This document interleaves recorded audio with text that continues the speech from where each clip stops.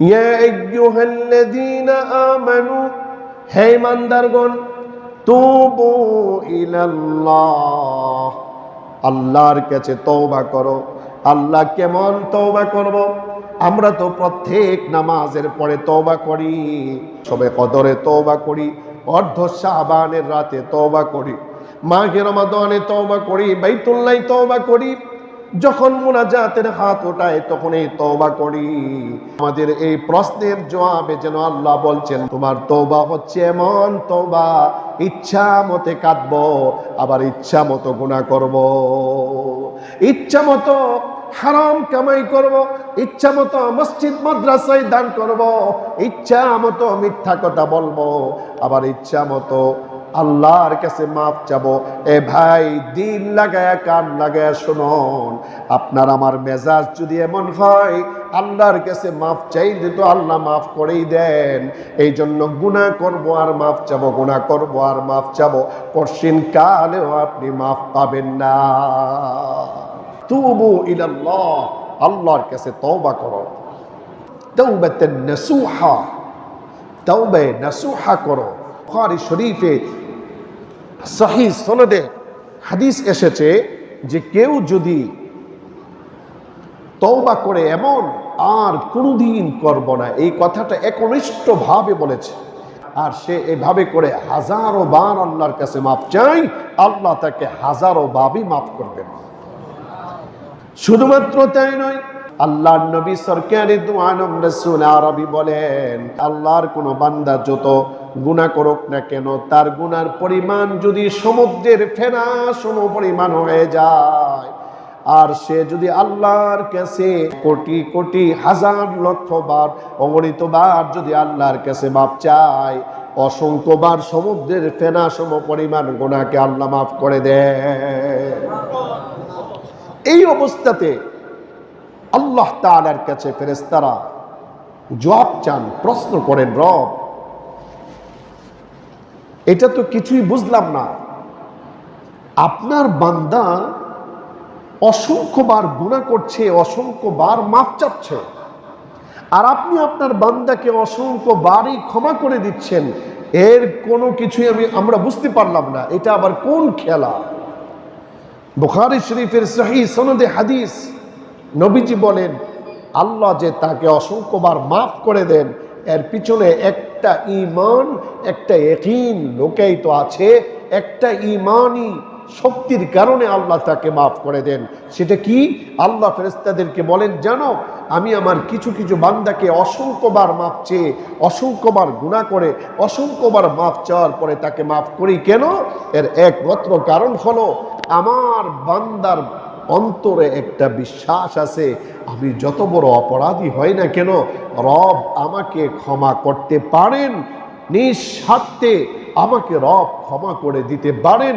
সুতরাং আমি যার কাছে ক্ষমা চাচ্ছি, তিনি মহান, তিনি আজিম, তিনি বিরাট, তিনি অনেক বড়, তিনি অনেক ক্ষমতাশীল, তিনি কোনো শর্ত ছাড়াই, কোনো মাধ্যম ছাড়াই আমাকে ক্ষমা করে দিতে পারেন। এই বিশ্বাস আর ইয়াকিন রেখে আমার যে বান্দাগুলো আমার কাছে অসংখ্যবার সমুদ্রের ফেনা সম পরিমাণ গুনাহের বোঝা নিয়ে আমার কাছে মাফ চাই, আমি আমার ওই সকল ঈমানদার বান্দাদেরকে অসংখ্যবারই আমি মাফ করে দেই।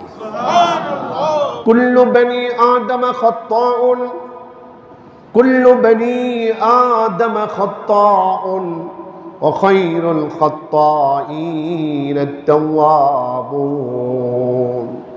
আল্লাহর নবী সরকারি দু আলম বলেন, বনি আদম সবাই অপরাধী, এর মধ্যে কিছু উত্তম অপরাধী আছে, এই উত্তম অপরাধীদের নাম হচ্ছে তওবাকারী। অপরাধ করে যারা তওবার মেজাজ রেখেছে, আহারি ভুল করে ফেলেছি, অপরাধ করে ফেলেছি, আল্লাহর কাছে কাঁদে কাঁদে কাঁদে, আল্লাহর কাছে মাথা নত করে, নবীজি বলেন তারা হচ্ছে অপরাধী, কিন্তু তাদের অপরাধী নামের সাথে আরেকটা লকব আছে, সেটা হচ্ছে তারা উত্তম অপরাধী, তারা তওবাকারী অপরাধী। তওবার মেজাজ যে অপরাধীদের মধ্যে আছে, যারা অপরাধ করার পরে অনুতপ্ত হয়, নিজেকে ছোট মনে করে, নিজেকে অপরাধী মনে করে, নিজেকে অপরাধী মনে করে আল্লাহর কাছে বারবার মাপ চাই, বারবার মাপ চাই।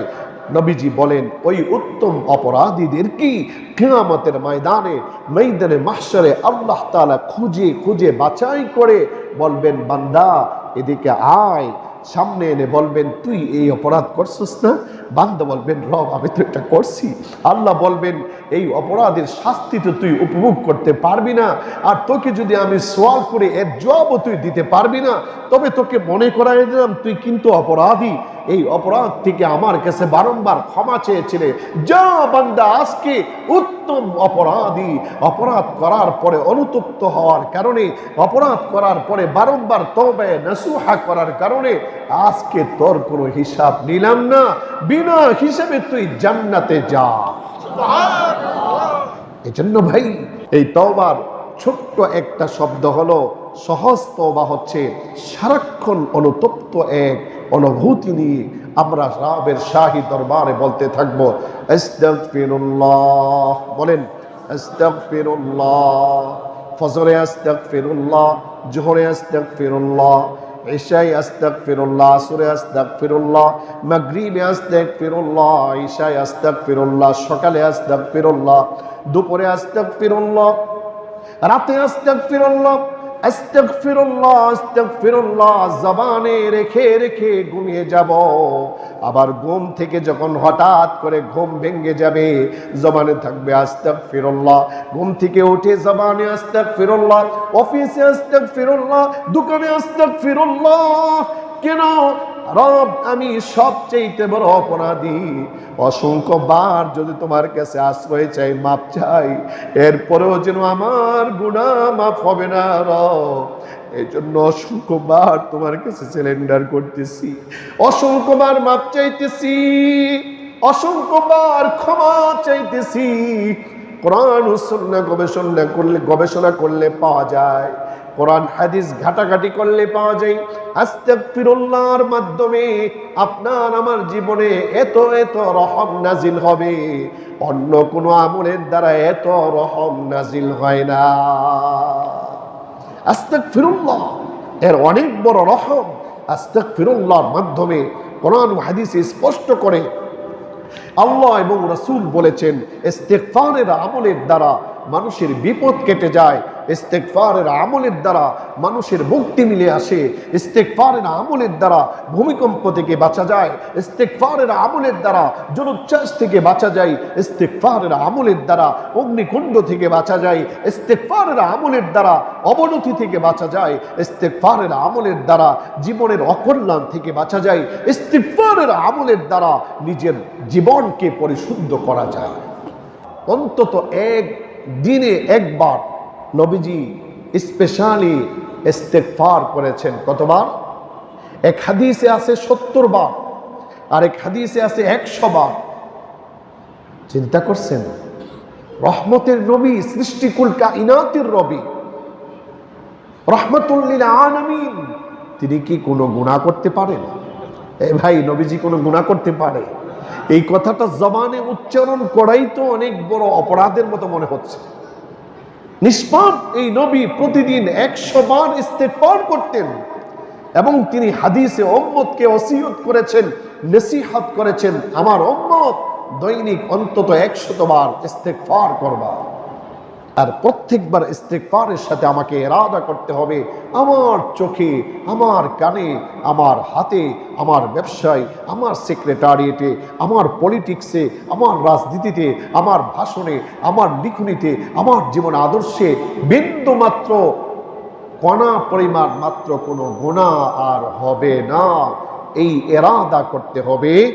আর ইরাদা করতে হবে, আমি সবচেয়ে বড় অপরাধী, আমি সবচেয়ে বড় নালায়েক, নাফরমান, আল্লাহ পাকের অপরাধী বান্দা।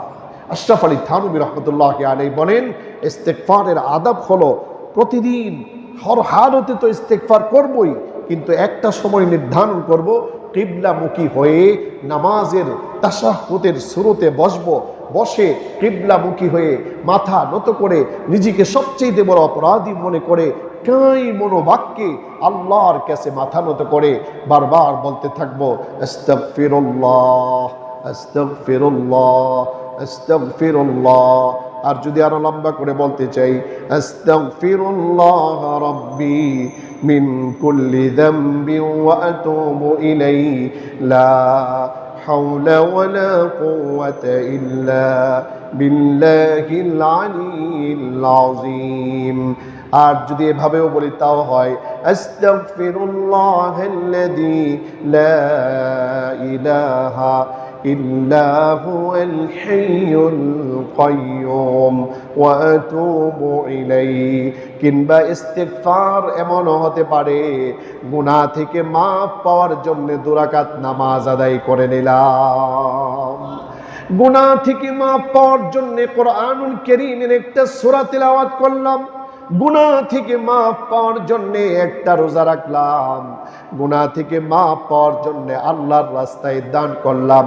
বিভিন্ন রকমের ইস্তিগফার নামক অ্যান্টিভাইরাস হতে পারে। মূল পয়েন্ট হলো, আমি একজন অপরাধী সেজে আল্লাহর কাছে সিলিন্ডার করার নামই হচ্ছে আল্লাহর কাছে তওবা করা, ইস্তিগফার করা। তো এই বিপদের সময়ে গতকাল শুক্রবার জুমার দিন ভূমিকম্প আমাদেরকে আতঙ্ক করে ফেলেছে, গোটা বাংলাদেশকে, এমনকি গোটা পৃথিবীকে। কয়েক সেকেন্ডের ভূমিকম্প। আজ সকালেও এই ভূমিকম্প এক এলাকায় হয়েছে, সন্ধ্যায়ও এক এলাকায় হয়েছে। আজ রাতে যে হবে না, এর নিশ্চয়তা পৃথিবীর কোনো বিজ্ঞান দিতে পারবে? কোনো গণক বলতে পারবে? কোনো দার্শনিক বলতে পারবে? কোনো বীর বুজুর্গ বলতে পারবে? এজন্য বলুন, আমরা কি আমাদের নিরাপত্তা আশ্রয় নেওয়ার জন্যে আমরা কোনো খানকাই, আমরা কোনো নেতা, আমরা কোনো ব্যক্তির কাছে, আট্রসি মাইজভান্ডারি বড় হুজুরের কাছে দৌড়াবো, না আল্লাহর কাছে দৌড়াবো? আমাদের কি নিরাপত্তা যিনি দিবেন তিনি কে?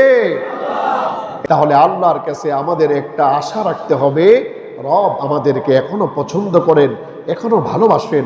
এই জন্য ইস্তিগফার, আল্লাহর কাছে সিলিন্ডার করার জীবন গড়ব এবং পরিবারের প্রত্যেক সদস্যকে এই কথাগুলো বুঝাবো।